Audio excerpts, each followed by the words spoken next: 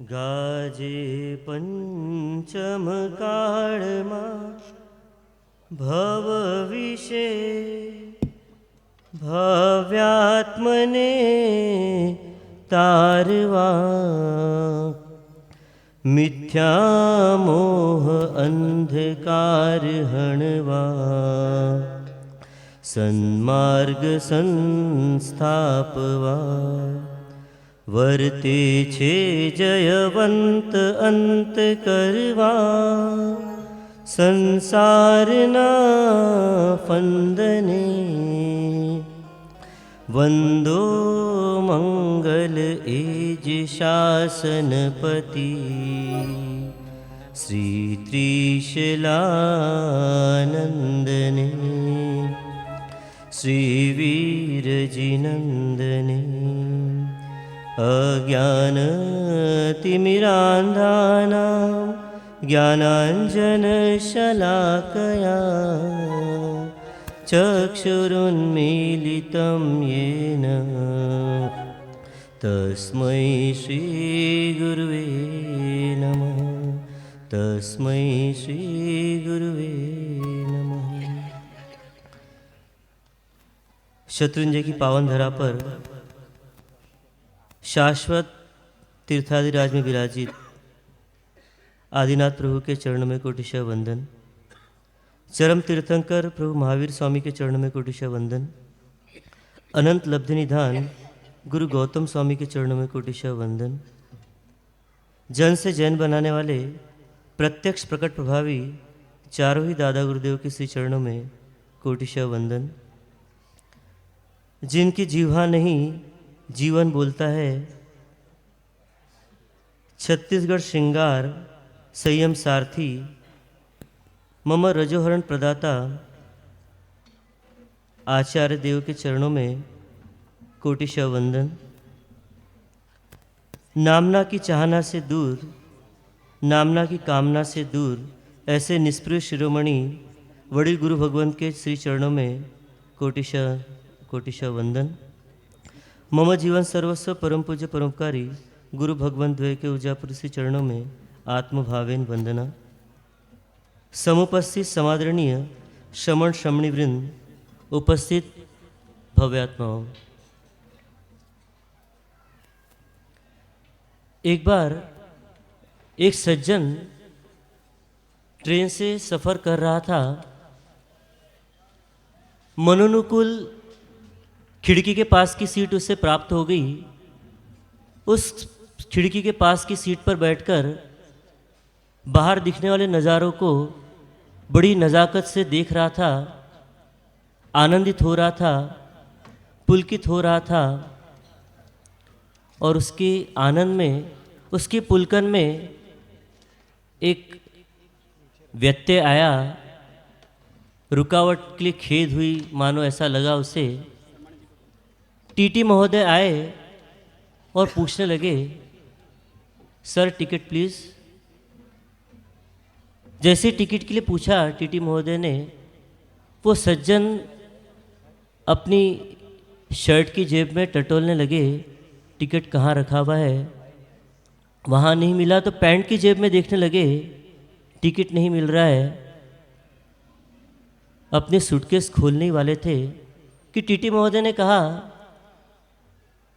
कि सज्जन, आप चेहरे से सज्जन दिखते हो, सूरत और सीरत से सज्जन दिखते हो, मुझे विश्वास है आपके पास टिकट होगा, पर आप कृपया इतना ही बता दें आपका डेस्टिनेशन क्या है, तो भी काम हो जाएगा। मुझे विश्वास है आपके पास टिकट तो होगा ही। तो वो व्यक्ति कहता है, वो सज्जन कहता है, टीटी महोदय, मेरा डेस्टिनेशन कौन सा है वो देखने के लिए मैं टिकट खोज रहा हूँ। उस व्यक्ति को सफ़र करते हुए अपने डेस्टिनेशन की खबर नहीं। क्या ऐसा ही हमारे साथ तो नहीं हो रहा है?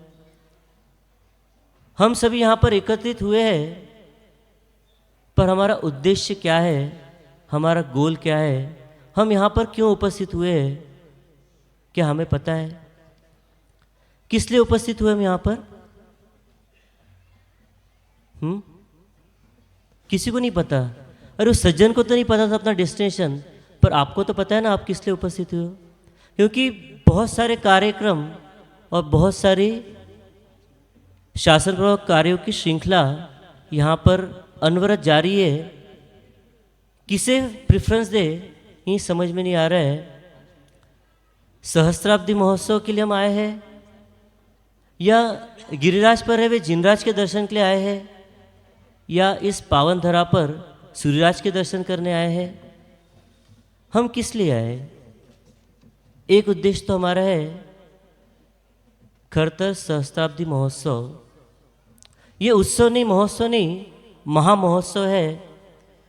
क्योंकि खरतर गच्छ, जी हाँ, जो आचार निष्ठा की नींव पर खड़ी एक सुंदर इमारत है, रत्नत्रयी साधना की एक सुहित परंपरा है, सत्य निष्ठा की अविच्छिन्न धारा है, आचरण को पवित्रता की ओर बढ़ाने वाला अखंड ज्योति स्वरूप ये खरतर गच्छ है।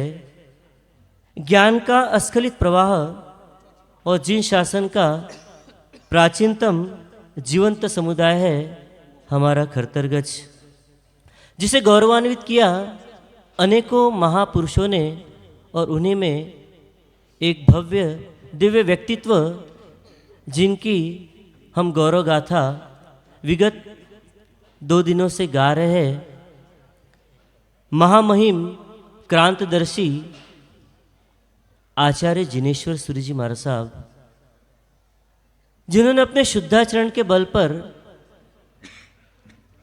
तुम खरे हो का बिरुद प्राप्त किया और वह अविच्छिन्न धारा चलती हुई आज तक हम तक पहुंची।